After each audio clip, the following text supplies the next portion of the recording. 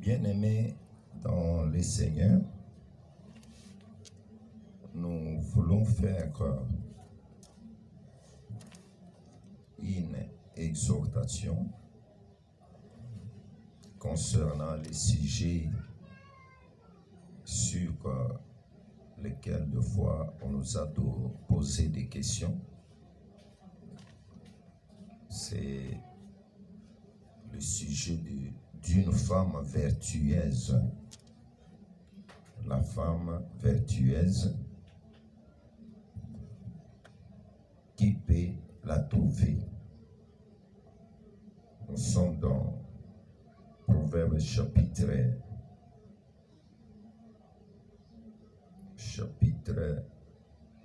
31, verset 10. Qui peut trouver une femme vertueuse? Et elle a bien plus de valeur que les perles. La femme vertueuse, d'abord, la femme c'est un être. On l'a créé au même jour avec le bien-aimé Adam, parce que la Bible nous confirme que Dieu les créa, l'homme et la femme. Il les créa, l'homme et la femme, c'est-à-dire que selon la base biblique, la femme c'est une créature du Dieu vivant. Au verset 28, 27, on dit que Dieu créa l'homme à son image. Il les créa à l'image de Dieu. Il créa l'homme et la femme. Là, c'est Genèse 1, verset 27. La femme n'est pas une œuvre d'homme. La femme n'est pas une fabrication locale, mais la femme, c'est un être créé à l'image de Dieu. C'est ce que vous devez d'abord comprendre. Quand Dieu créa la femme et l'homme et la femme, à la formation, c'est là où on nous montre combien la femme était une aide semblable à son mari. Parce que la Bible dit que Dieu dit qu'il n'est pas bon que la femme soit seule, mais Dieu devrait lui faire une aide semblable à lui. C'est-à-dire que la femme, c'est une aide semblable à l'homme. C'est-à-dire que c'est un être. Pour trouver la femme, il a fallu qu'on plonge l'homme en profond sommeil. Le premier homme qui était Adam, on l'a plongé dans les profonds sommeils. Après, on a tiré de lui une côte. La côte là, c'est ce qu'on appelle une femme, parce que dans l'homme, on avait soufflé dans ses narines. C'est le même souffle de Dieu qui était dans l'homme, qui continue dans la côte aussi, parce que dans la côte, on n'avait plus soufflé pour la deuxième fois. C'est-à-dire que les mêmes souffles qui étaient dans l'homme, c'est les mêmes souffles qui étaient dans la femme. Par révélation, pour avoir un peu de vin, nous dirons que c'est l'homme qui était la mère de sa femme. C'est-à-dire que l'homme était enceinte, la grossesse de sa femme qui est l'aide semblable à lui-même. C'est-à-dire que l'homme devrait dormir pour qu'on puisse sortir cette femme de sa côte Et la femme là dépendait du souffle de l'homme. La femme, quand elle était dans l'homme, elle mangeait à travers l'homme, elle respirait à travers l'homme.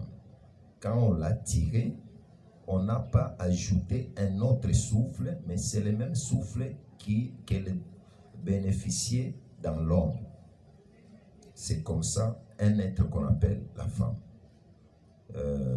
Parce que le soir, il y avait aussi un autre homme qui est le dernier Adam. À la croix aussi, on l'avait plongé en sommeil. C'est Jésus. Et la coucheuse était venue trouer sur sa côte. Et aussi, on dit que l'eau et le sang est sorti. C'est pour que la femme soit aussi née. C'est pourquoi la première femme a le même souffle que l'homme. Il est un être créé par Dieu. Et la dernière femme aussi, c'est l'Église qui devrait aussi avoir le même souffle, semblable, le même souffle que son mari.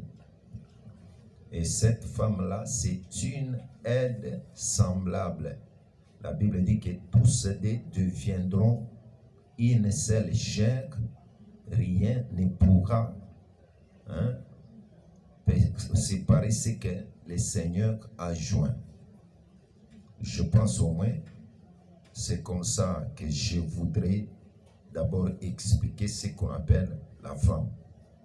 Les soirs, la femme, c'est tous les élus, tous les rachetés, tous les chrétiens, tous les enfants de Dieu, étant engendrés par Christ à la croix et qui s'était manifesté au jour de la Pentecôte pour former à l'œil nu une femme qui devrait manifester la vie de Christ. La vertu de la femme, c'est quoi? La vertu de la femme, nous voyons d'abord dans la femme, il faut que la femme soit obéissante. Que la femme soit obéissante. La femme soit obéissante. C'est pourquoi nous lisons cela dans Éphésiens chapitre 5 au verset 22. On dit que femmes, soyez soumises à vos maris comme au Seigneur, car le mari est le chef de la femme, comme Christ est le chef de l'Église qui est son corps et dont il est le sauveur. Alors de même que l'Église est soumise à Christ, les femmes doivent l'être à leur mari en toutes choses. C'est-à-dire que si vous voyez bien, la vertu ici, c'est la soumission, l'obéissance. Quand on obéit à son mari, c'est-à-dire qu'on obéit à Dieu. Parce que le mariage, c'est une institution sacrée de la part de Dieu. Une femme qui ne se soumet pas à son mari, ne se soumet pas non plus à l'enseignement, à la doctrine. Il y a la soumission dans la femme. Je vais énumérer autre chose. Ce qui fait la valeur de la femme, la vraie valeur de la femme, selon le proverbe que nous avons lu, on dit qu'elle a bien plus de valeur que les perles. Une femme vertueuse, elle a de valeur. La première valeur, nous avons dit la soumission. Dans la soumission, nous pouvons toucher aussi 1 Pierre. 1 Pierre, chapitre 3. Je vais aller d'abord au 1 Pierre. On dit que femme, soyez de même soumis à vos maris, afin que si quelques-uns n'obéissent point à la parole, ils soient gagnés sans parole par la conduite de leur femme. C'est-à-dire que la femme d'abord, la soumission fait à ce que la soumission devient un enseignement pratique, un enseignement qui peut aussi entraîner leur mari à connaître Dieu si le mari ne connaissait pas Dieu. Ils soient gagnés sans parole, mais par la conduite de leur femme, en voyant votre manière de vivre chaste et réservée. Une manière chaste et réservée, c'est-à-dire qu'une personne chaste qui ne sait pas suyer, qui ne se suit pas, qui se garde. Il y a les hommes qui peuvent être chastes, c'est-à-dire depuis qu'il a grandi, il n'a jamais connu la femme. Une femme qui est soumise, on dit qu'elle doit vivre de la manière chaste et réservée. Ce n'est pas une femme, la femme vertueuse n'est pas emportée par n'importe quel vent de doctrine. La femme vertueuse, elle doit être soumise. Sa conduite doit apprendre à son mari et aux autres qui l'entourent de pouvoir aussi être gagnés sans parole à Christ, en voyant la manière dont elles sont en train de vivre, chaste et réservée. Une personne réservée, il ne fait n'importe quoi. C'est pourquoi la Bible dit que un homme sans révélation, un peuple sans révélation, c'est un peuple qui marche sans frein. C'est-à-dire qu'une femme vertueuse, elle a les freins. Elle ne peut rien faire parce que les freins qui est en elle, c'est le Saint-Esprit. Parce que la vertu de la femme, c'est le Saint-Esprit dans la parole de Dieu, la parole du Dieu vivant. Parce que le rôle du Saint-Esprit, selon Jean, on dit que quand l'Esprit sera venu, l'Esprit va convaincre le monde en ce qui concerne.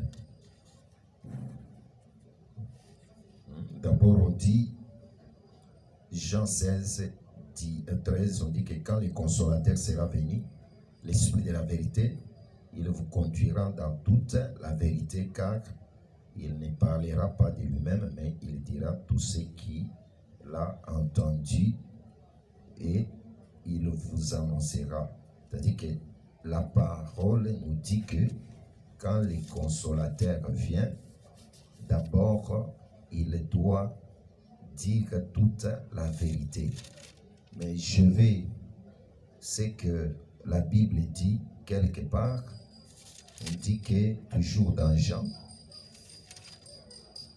le Saint-Esprit comme consolateur, il doit convaincre le monde en ce qui concerne d'abord la justice, les péchés et les jugements.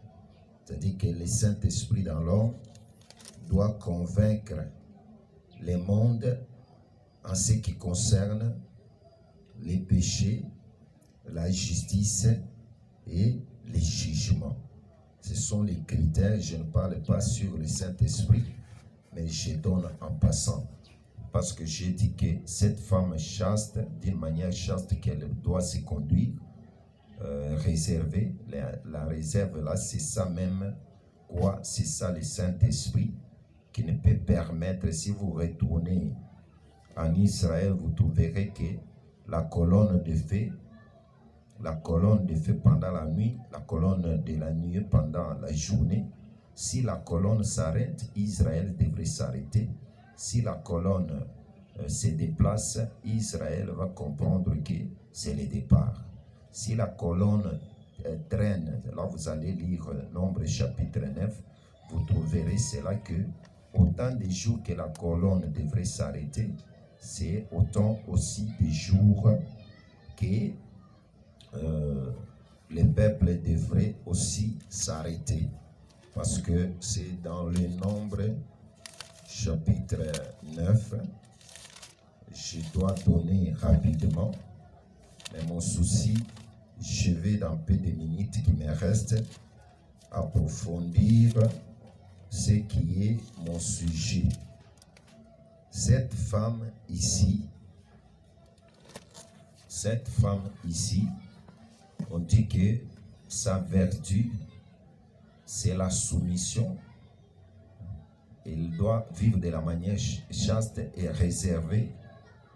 Cette femme, comme en 1 Pierre, nous devons encore ajouter un autre critère, ou bien un autre critère.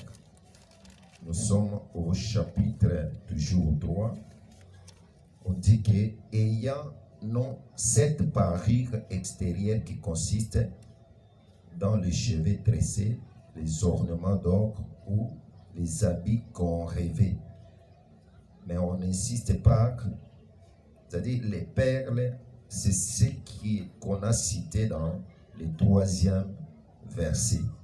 Mais ce qu'on cherchait, on n'a pas permis qu'elle puisse séparer de l'aspect extérieur, mais on dit que mais la parure, verset 4 de 1 Pierre 3, mais la parure intérieure est cachée dans le cœur, la parure incorruptible d'un esprit doux, paisible, qui est d'un grand prix devant Dieu.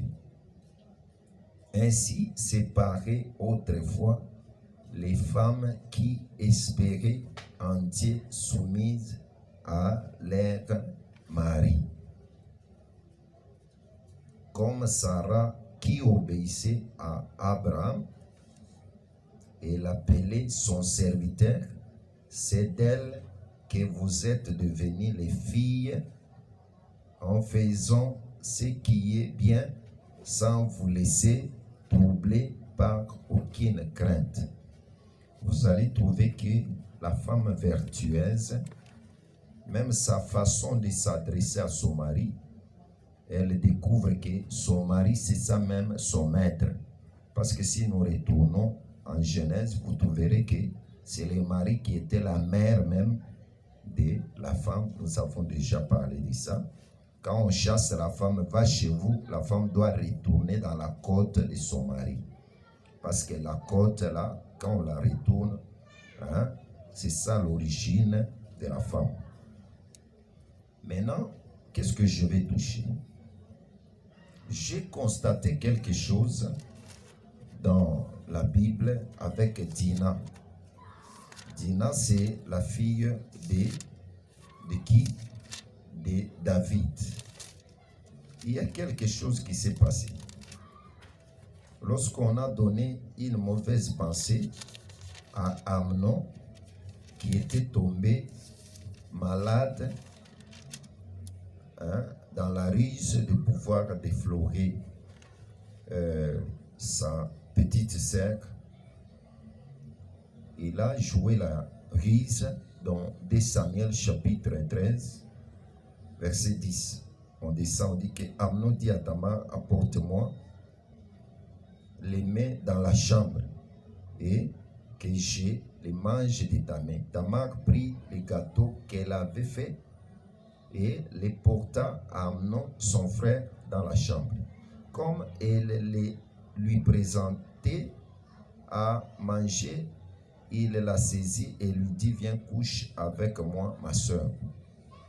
Elle lui répondit, non mon frère, ne me déshonore pas, car on n'agit point ainsi en Israël, ne commet pas cette infamie. C'est-à-dire qu'ici, je comprends que Dina et Tamar plutôt, Tamar avait l'enseignement en elle, comme Joseph était aussi en Égypte avec l'enseignement. Tamar connaissait quoi? La coutume de leur peuple. Tamar a dit que ne commets pas cette infamie, c'est-à-dire qu'une femme vertueuse a les freins. C'est ce que je viens de dire, que la femme vertueuse doit avoir les freins d'éviter l'infamie. C'est-à-dire que les choses que notre loi ne permet pas. Les choses que notre loi ne permet pas, c'est la parole de Dieu. Nous devons vivre de la manière qui conforme à notre évangile. Tamar a dit à son frère que ne commet pas cette infamie, car on n'agit point ainsi en Israël. C'est comme en Israël, on disait que si on surprend une fiancée ou bien une jeune fille vierge dans les champs, si on veut la déflorer, elle devrait crier. Elle devrait crier. Les cris là, c'est la repentance. C'est demander le secours. C'est l'expression du refus, de ne pas commettre, essuyer son corps, s'essuyer vis-à-vis de l'enseignement. C'est comme ça que Tamar aussi avait crié. Quand Tamar a crié, il a donné l'enseignement à son frère, disant qu'on ne commet pas cette infamie, car on n'agit pas ainsi en Israël. Est-ce que toi, la fille qui m'écoute, est-ce que tu as l'enseignement, la vertu? Est-ce que tu as parmi les vertus, pour les filles qui ne sont pas mariées, la virginité, c'est une bonne vertu pour la fille. Parce que la virginité te fait pur devant Dieu, parce que c'est la parole de Dieu. Quand une fille ne commet pas l'impudicité, elle est pure du corps et d'esprit. C'est pourquoi 1 Thessaloniciens 5, 23 dit que tout votre être, on dit que âme, esprit et corps soient trouvés irréprochables, irrépréhensibles, purs. C'est-à-dire qu'on peut s'essuyer en esprit, on peut s'essuyer dans les cœurs et dans les corps. C'est pourquoi un enfant de Dieu, une femme vertueuse ne peut pas s'essuyer. La journée internationale, le 8 mars, c'est une journée mondaine. C'est une journée que je dirais que païenne. Ça n'a pas de base dans notre évangile. Pour devenir femme, ce n'est pas le 8 mars. Le vertu de la femme, ce n'est pas seulement porter la pièce d'étoffe liputa. La pagne seulement le 8 mars, c'est ce qui montre que je suis devenue femme. Ce n'est pas le 8 mars que tu deviendras rebelle à ton mari. Ce n'est pas le 8 mars que tu iras t'enivrer avec les amants, commettre l'adultère. Si tu es célibat, tu iras pour faire quoi? Oh, je vais là. Aujourd'hui, même si ma mère me donne conseil, je ne comprendrai pas. Je dois aller, je dois sortir, je reviendrai seulement le matin. Une fille vertueuse et une femme vertueuse, ce sont des qualités qui s'éloignent du péché. Parce que en Éphésiens chapitre 4, quand on a la doctrine, on ne peut pas être emporté par n'importe quel vent des doctrines. Les vents, c'est un esprit. La journée internationale de la femme est devenue un vent. Parce qu'il y a même des femmes qui commettent l'adultère pour trouver les pièces d'étoffe où on a mentionné le 8 mars. Il y a des femmes qui vont s'abîmer concernant le 8 mars. Ce n'est pas cette pratique que les enfants de Dieu doivent commettre. Je voudrais que je vous exhorte, les femmes vertueuses, ce sont les femmes qui ont profession de servir Dieu, être pures, soumises, libérales, être l'enseignant, parce que être comme Tamar qui enseigne même à son frère. Tamar connaissait l'enseignement et comme Joseph a dit à la femme de Potiphar, il a dit que mon maître ne m'a pas donné l'autorité sur toi, seulement sur toutes choses, sauf toi. C'est-à-dire que je ne pécherai pas contre mon Dieu. Je ne dois pas détruire les contrats que j'ai avec mon maître. Bien-aimé dans les seigneurs, par là vous comprendrez que aujourd'hui il y a des choses qui se font, qui ne sont pas. Les femmes ne s'habillent pas bien. Regardez les modes et les modèles.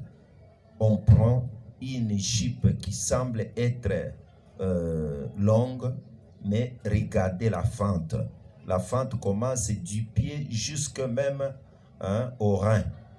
C'est-à-dire que toute la cuisse est dehors. Une femme vertueuse doit comprendre que son corps d'abord, c'est un corps saint. Son âme, son esprit ne peut pas être essuyé. Elle ne peut pas aussi séduire aujourd'hui au profit. Parce que Proverbe dit que pour un morceau de pain, ne livre pas ta vie au péché. Regardez pour les Kabelos comment les filles sont en train de commettre l'impudicité. Et pour un morceau de Thompson et de la Chikwang, vous allez trouver que les filles sont en train de s'abuser. Si vous regardez même à l'université, si une fille devient universitaire, c'est-à-dire que la fille là devient prostituée, la fille devient rebelle, même elle peut marcher nue. Si vous regardez même les cyclistes, quand on parle des cyclistes, c'est les sous-vêtements. Mais vous verrez aujourd'hui les femmes qui marchent avec les cyclistes seuls. Ce n'est pas digne d'une femme vertueuse. Si vous regardez, la virginité n'a plus de problème. Même les femmes, les mères des enfants, permettent même à leurs enfants de sortir et les soirs ils les amènent, ils apportent si c'est quoi que ce soit. Ce ne sont pas les pratiques des enfants de Dieu. Mais toi qui me suis, je veux que tu restes une femme vertueuse qui veille sur son âme et sur sa vie. Autre chose que je voudrais aussi parler, même les fiançailles qui se font aujourd'hui, ce ne sont pas des fiançailles conformes parce que Marie et Joseph étaient fiancés, mais on dit qu'ils ne se connaissaient pas. C'est pourquoi Joseph s'était rassuré que la grossesse qu'avait Marie ne lui appartenait pas. Mais aujourd'hui, il y a des hommes qui prennent en charge les enfants qui ne leur appartenaient pas. Qui ne leur appartiennent pas. Pourquoi? Parce que il y a toujours Bosoto. Il y a des choses mauvaises qui se font. Les mêmes jours, il y a d'autres fiançailles qui commencent seulement. Les mêmes jours, la fiançaille, les mêmes jours, on a pris la chambre, les mêmes jours, tout se passe. Ce sont des pratiques païennes. C'est pourquoi je voudrais dire que ce n'est pas l'Europe qui est notre modèle, ce n'est pas l'Asie, ni l'Amérique, ni l'Afrique, ni la RDC. Mais notre modèle à nous, c'est la parole de Dieu. Nous devons marcher d'une manière de la saine doctrine. Je dis bien que toute sœur qui se dit chrétien, qui se dit saint, qui se dit élie, qui se dit racheté, qui se dit chantre, voire même les chantres, il y a beaucoup de saleté. Regardez les choses qui se font dans les soi-disant chantres, les choses de saleté, les choses, un habillement sexy, un habillement qui ne montre pas même la grâce de Dieu. Je pense bien que je voudrais vous exhorter que toute femme qui respecte, parce que nous ne devons pas célébrer les jours, les mois, tout ça, ce n'est pas digne dans la Bible, c'est pour les ignorants, ceux qui ne connaissent pas Dieu. Dans ces 30 minutes, je voudrais interpeller, exhorter aux femmes vertueuses qui sont en Amérique, en Europe, qui sont en Afrique, en Asie, en Océanie, partout. Soyez comme Tamar qui avait l'enseignement. N'imitez pas le monde. La Bible dit dans Romains 12, on dit que ne vous confiez pas.